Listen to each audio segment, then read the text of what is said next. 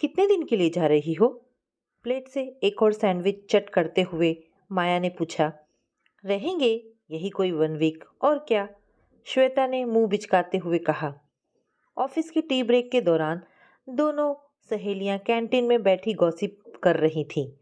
श्वेता की कुछ महीने पहले ही वीरेन से नई नई शादी हुई थी। दोनों साथ काम करते थे। कब प्यार हुआ पता नहीं चला और चट मंगनी पट ब्याह की तर्ज पर आज दोनों शादीशुदा जोड़े बनकर एक ही कंपनी में काम कर रहे थे। बस दोनों का पोस्ट अलग अलग था। सारा दिन एक ही जगह काम करने के बावजूद उनको एक दूसरे से मिलने जुलने की फुर्सत भी नहीं होती थी। क्या करे, आजकल कॉरपोरेट में नौकरी ही कुछ ऐसी हो गई थी। माया फिर एक सवाल दाग देती है श्वेता के समक्ष। अच्छा एक बात बता, तुम रह कैसे लेती हो उस जगह में? तुमने तो बताया था कि बहुत उज्जड़ देहात में है तुम्हारा ससुराल। कैसे एडजस्ट करती हो वहाँ? माया आज पूरे मूड में थी श्वेता को चिढ़ाने में। वह जानती थी कि ससुराल के नाम से कैसे खींच जाती है श्वेता। जाना तो पड़ेगा यार, इकलौती ननद की शादी है, अब कुछ दिन झेल लूंगी और क्या, श्वेता ने कंधे उचकाते हुए कहा। और तुम्हारी एक जेठानी भी है ना, क्या बुलाती हो जिसे तुम? हाँ, भारतीय नारी, अबला बेचारी। फिर दोनों हंस पड़ी। यार पूछ मत, क्या बताऊं, उनको देखकर मुझे किसी पुरानी हिंदी फिल्म की भाभी याद आ जाती हैं। पूरी तरह गंवार है गंवार। हाथ में भर भर चूड़ियां, मांग सिंदूर से पुती हुई और सिर पर हर वक्त पल्लू रखे घूमती हैं। कौन रहता है आज के ज़माने में इस तरह? सच कहूँ तो ऐसी पिछड़ी महिलाओं के कारण ही पुरुष हम औरतों को कमतर समझते हैं। वो पता नहीं कि वो कुछ पढ़ी लिखी हैं भी या नहीं। खैर मुझे क्या करना है, काट लूंगी कुछ दिन किसी तरह। चल टाइम अप हो गया, बॉस घूर रहे हैं। दोनों अपनी अपनी कैबिन में लौट आईं। श्वेता शहर में पली बढ़ी आज के युग की आधुनिक महिला थी। वीरेन से विवाह के बाद जब उसे पहली बार अपने ससुराल जाना पड़ा तो उसे वहाँ की कोई भी चीज़ पसंद नहीं आई। उसे पहले कभी किसी गांव में रहने का मौका नहीं मिला था। 2 दिन में ही उसे उस माहौल में घबराहट होने लगी। उसका जी उब गया था उस ठेठ परिवेश में। बड़ी मुश्किल से एक सप्ताह के लिए वीरेन ने उसे राजी किया था। शहर में आधुनिक वेशभूषा में आज़ाद पंछी की तरह घूमने वाली श्वेता को साड़ी का घूंघट निकाल छुई मुई बनकर बैठना क्या रास आता। ससुराल वाले पारंपरिक विचारों के लोग थे। उसे ससुर जेठ के सामने सिर पर पल्लू लेने की नसीहत मिली। श्वेता की सास थोड़ी पुराने ख्यालात की थी, लेकिन जेठानी राधा बहुत सुलझी और समझदार थी। छोटी ननद छवि नई भाभी श्वेता के आगे पीछे घूमती रहती थी। श्वेता गांव की औरतों की सरलता देखकर हैरान होती थी। वह खुद दिल की बुरी नहीं थी, लेकिन ना जाने क्यों पारंपरिक औरतों के बारे में उसके विचार कुछ अलग थे। सिर्फ घर गृहस्थी तक सीमित रहने वाली ये औरतें उसकी नज़रों में गंवार थीं। शहर में अपनी नई गृहस्थी बसाकर श्वेता खुश थी। यहाँ सास ननद का कोई झंझट नहीं था। जो जी में आता करती, कोई टोकने वाला नहीं था। तो वीरेन और श्वेता के दोस्त वक्त बेवक्त कभी भी घर पर धमक जाते। घर पर आए दिन पार्टी होती। मौज मस्ती में उसके दिन गुजर रहे थे। कुछ दिन पहले ही वीरेन की छोटी बहन छवि का विवाह तय हुआ था। शादी का माहौल था। घर में मेहमानों की भीड़ जुटी थी। गर्मियों का मौसम, उस पर बिजली का कोई ठिकाना नहीं होता था। हाथ पंखे से हवा करते श्वेता का दम निकाला जा रहा था। गांव के इन पुराने रीति रिवाजों से उसे चिढ़न होने लगी। एकांत मिलते ही श्वेता का गुस्सा वीरेन पर फूट पड़ा। ये कहाँ ले आए तुम मुझे वीरेन? मुझसे नहीं रहा जाता ऐसे बीहड़ देहात में। ऊपर से सिर पर हर वक्त यह पल्लू रखो। आने वाली सभी औरतों के पैर छू छू कर मेरी तो कमर ही टेढ़ी हो गई है। इससे तो अच्छा होता मैं यहाँ आती ही नहीं। श्श, धीरे बोलो श्वेता, कोई सुन लिया तो? यार कुछ दिन एडजस्ट कर लो प्लीज। छवि की शादी के दूसरे ही दिन हम चले जाएंगे।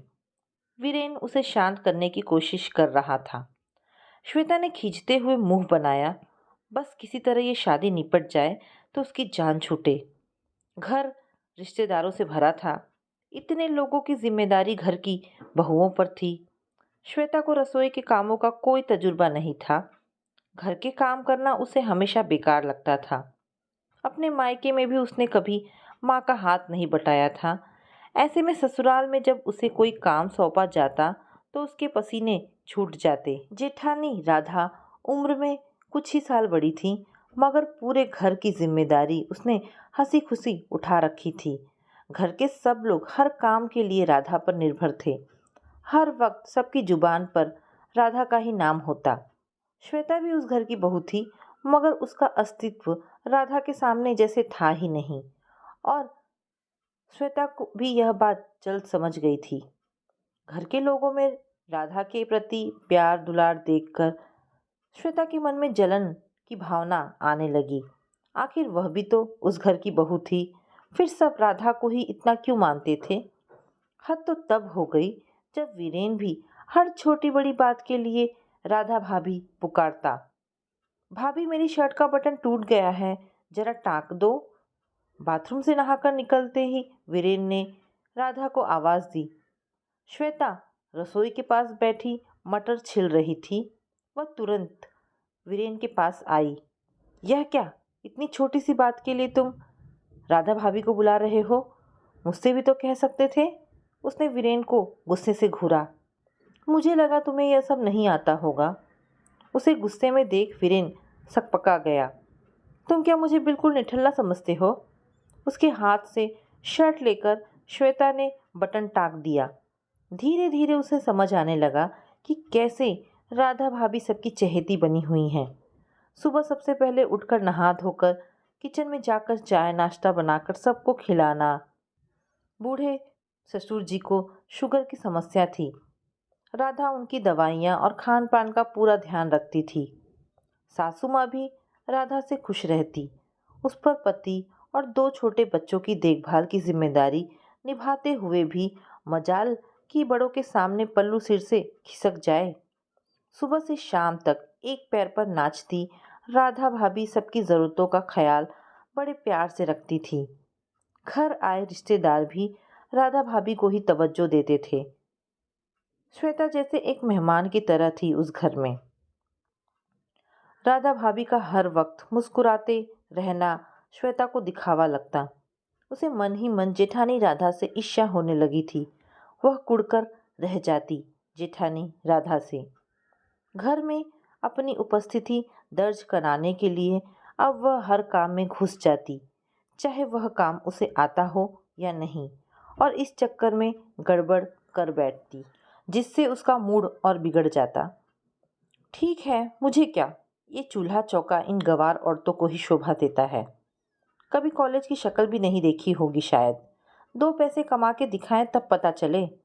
श्वेता दिल में खुद को ही तसल्ली देती हुई उसे अपनी काबिलियत पर गुमान था। श्वेता के हाथ से अचार की बरनी गिर के टूट गई थी। किचन की तरफ आती राधा भाभी फिसलकर गिर पड़ी और उनके पैर में मोच आ गई। घर वाले दौड़े चले आए। राधा को चारपाई पर लिटा दिया गया। सब उनकी तीमारदारी में जुट गए। उन्हें आराम करने की सलाह दी गई, मगर उनके बैठ जाने से सारे काम बेतरतीब होने लगे। बड़ी बुआ ने श्वेता को रसोई के काम में लगा दिया। श्वेता इस मामले में कोरा घड़ा थी। खाने में एक ना एक कमी रह जाती। सब नुक्स निकाल कर खाते और श्वेता पर घड़ों पानी पड़ जाता। वह समझ चुकी थी कि यहाँ वह एक बहू है, किसी मल्टीनेशनल कंपनी की टीम लीडर नहीं। उससे उम्मीद बस इतनी सी थी कि एक सुघड़ गृहिणी की तरह वह घर के काम संभाले। राधा श्वेता की स्थिति समझती थी। वह उसे हर काम का तरीका समझाने की पूरी कोशिश करती, पर अभ्यास ना होने से उन्हें करने में श्वेता घंटों लगा देती। बड़ी बुआ ने मीठे में फिरनी खाने की फरमाइश की तो श्वेता को फिरनी पकाने का हुक्म मिला। उसके पास इतना धैर्य कहाँ था कि खड़े खड़े करछुल घुमाती। तेज आंच में पकती फिरनी पूरी तरह जल गई। अरे कुछ आता भी है क्या तुम्हें? पहले कभी घर का काम नहीं किया क्या? सारे रिश्तेदारों के सामने बड़ी बुआ ने श्वेता को आड़े हाथों लिया। गुस्से से श्वेता का मुंह लाल हो गया, लेकिन ससुराल में वह किसी को कुछ कह नहीं पाई। उसे सच में नहीं आता था, तो इसमें उसका क्या दोष था? बुआ जी, श्वेता ने ये सब कभी किया नहीं है पहले। वैसे भी वह जॉब करती है, समय ही कहाँ मिलता है ये सब सीखने का उसे। आपके लिए फिरनी मैं फिर कभी बना दूंगी। राधा ने श्वेता का रुआंसा चेहरा देखा तो उनका मन पसीज गया। ननद छवि की शादी धूमधाम से निपट गई। रिश्तेदार भी एक एक करके चले गए। अब सिर्फ घर के लोग रह गए थे। राधा के मधुर व्यवहार के कारण श्वेता उससे घुल मिल गई थी। 2 दिन बाद उन्हें वापस लौटना था। वीरेन ने ट्रेन की टिकट बुक करा दी। एक दिन दोपहर में श्वेता पुरानी एल्बम देख रही थी। एक फोटो में राधा सिर पर काली टोपी लगाए काला चोगा पहने हुए थी। फोटो शायद कॉलेज के दीक्षांत समारोह का था। उस फोटो को देखकर श्वेता ने वीरेन से पूछा, ये राधा भाभी है ना? हाँ, फोटो उनके कॉलेज की है। भैया के लिए जब उनका रिश्ता आया था तो यही फोटो भेजा था उनके घर वालों ने। कितनी पढ़ी लिखी हैं राधा भाभी? श्वेता हैरान थी। राधा भाभी डबल एमए है। वे नौकरी करती थी। उन्होंने पीएचडी भी की हुई है। विवाह के कुछ समय बाद माँ बहुत बीमार पड़ गई थी। बेचारी भाभी ने कोई कसर नहीं रखी उनकी सेवा में। अपनी जॉब तक छोड़ दी। अगर आज माँ ठीक हैं तो सिर्फ राधा भाभी की वजह से। तुम जानती नहीं श्वेता, भाभी ने इस घर के लिए बहुत कुछ किया है। वे चाहती तो आराम से अपनी जॉब कर सकती थीं, मगर उन्होंने हमेशा अपने परिवार को प्राथमिकता दी। श्वेता जिस राधा भाभी को अनपढ़ गंवार समझती रही, वे इतनी काबिल होंगी इसका तो उसे अंदाजा भी नहीं था। पूरे घर की धुरी बनकर परिवार संभाले हुए राधा भाभी ने अपनी शिक्षा का अभिमान दिखाकर कभी घर गृहस्थी के कामों को छोटा नहीं समझा था।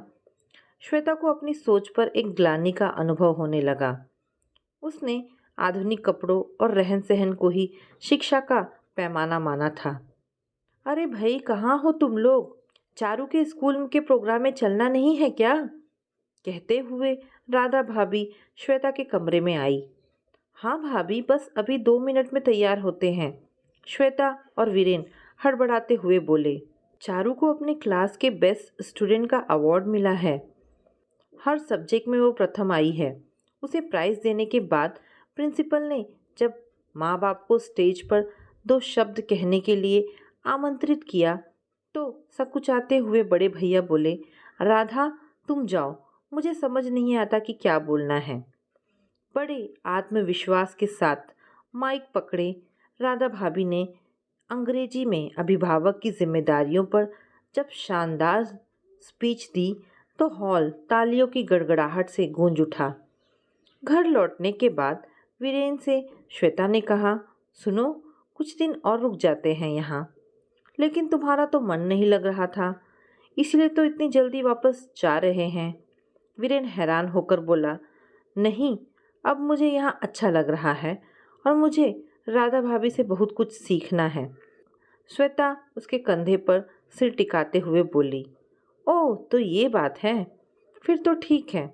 कुछ सीख जाओगी तो कम से कम जला हुआ खाना तो नहीं खाना पड़ेगा। वीरेन ने उसे छेड़ा और फिर दोनों हंस पड़े।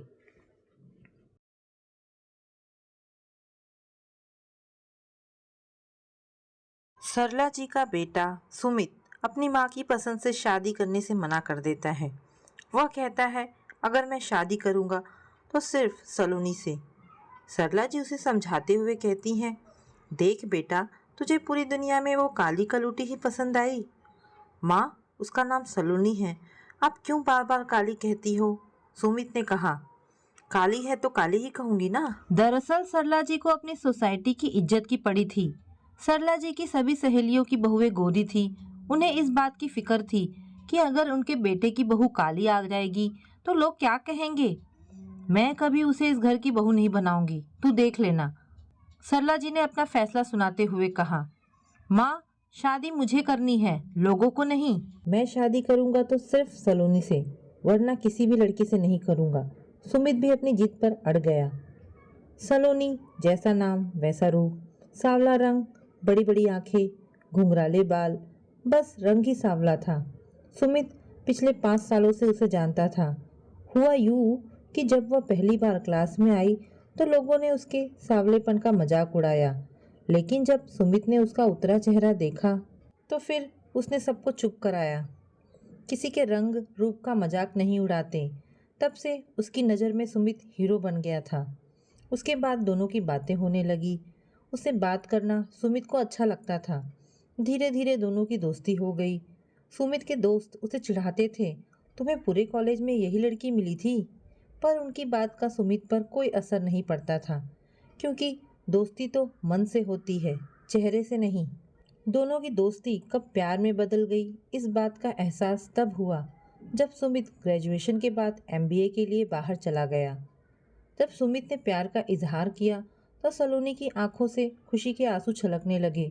उसने कहा, प्यार तो मैं भी करती थी, पर कहा नहीं। मुझे डर था कहीं मैं इजहार करके अपने दोस्त को ना खो बैठूं। अब तो दोनों की बातें और मुलाकातें भी होने लगी। हमेशा सलोनी पूछती थी, क्या तुम्हारे घर वाले मुझे अपनाएंगे? सुमित कहता, क्यों नहीं अपनाएंगे, मेरी पसंद को मना नहीं करेंगे। सरला जी बेटे सुमित की पसंद को अपनाने के लिए तैयार हो गई और बोली, अगर तुम्हारा यही फैसला है तो ठीक है, हमें ये शादी मंजूर है, सिर्फ तुम्हारी खुशी के लिए। सुमित ने माँ को खुशी से गले लगा लिया। फिर दोनों की शादी होती है। दोनों बहुत ही खुश थे। माँ ने बहू के स्वागत में पूरी तैयारी की थी, लेकिन मन से नहीं। ये बात सलोनी भी जानती थी।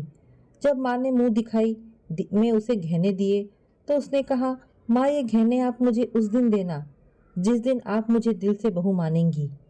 सलोनी ने एक अच्छी बहू की तरह पूरे घर को संभाल लिया था। माँ का वो पूरा ख्याल रखती थी। धीरे धीरे माँ के दिल में उसके लिए प्यार पनपने लगा था। एक दिन सरला जी की तबीयत ज़्यादा खराब हो गई। सलोनी ने उनकी सेवा में रात दिन एक कर दिया था। उसकी सेवा का नतीजा था कि सरला जी जल्दी ठीक हो गई। उस दिन से सरला जी सलोनी को दिल से बहू मान चुकी थी। एक दिन सरला जी की कुछ सहेलियां मिलने आती हैं। सरला, ज़रा बुला अपने बहू को, जरा देखूं तो कैसी पसंद है तुम्हारे बेटे की। सलोनी को देखकर, क्या सरला, तेरे बेटे की यही पसंद है? तू तो बड़ा कहती थी कि गोरी चांद सी बहू लाऊंगी, पर यह कहकर आपस में हंसने लगी। क्या कमी है हमारी बहू में? माना कि मेरी बहू सावली है, पर मन से नहीं। मैं भी पहले तुम्हारी तरह चेहरे की खूबसूरती पर भागती थी, पर सलोनी से मिलने के बाद मेरी सोच बदल गई। तुम विभा, तेरी तो इकलौती बहू खुशबू थी, गोरी सुंदर, शादी के 1 महीने बाद ही तेरे बेटे को लेकर अलग हो गई। संगीता, सुना है तेरी बहू तुझसे घर के सारे काम कराती है। सरला की बातें सुनकर सारी सहेलियों का सिर शर्म से झुक गया। हमें माफ़ कर दो, हमने तुम्हारी बहू का मजाक उड़ाया। गलती तुम लोगों की नहीं है, इस समाज की है, जहाँ मानसिकता बनी हुई है कि बहू चाहिए गोरी और सुंदर। हमारी सोच बदलेगी तभी समाज बदलेगा। तो दोस्तों, ये कहानी यहाँ पर समाप्त होती है। आशा करती हूँ कहानी पसंद आई होगी। अगर कहानी पसंद आई है तो प्लीज़ इसे लाइक एंड शेयर करें। धन्यवाद दोस्तों।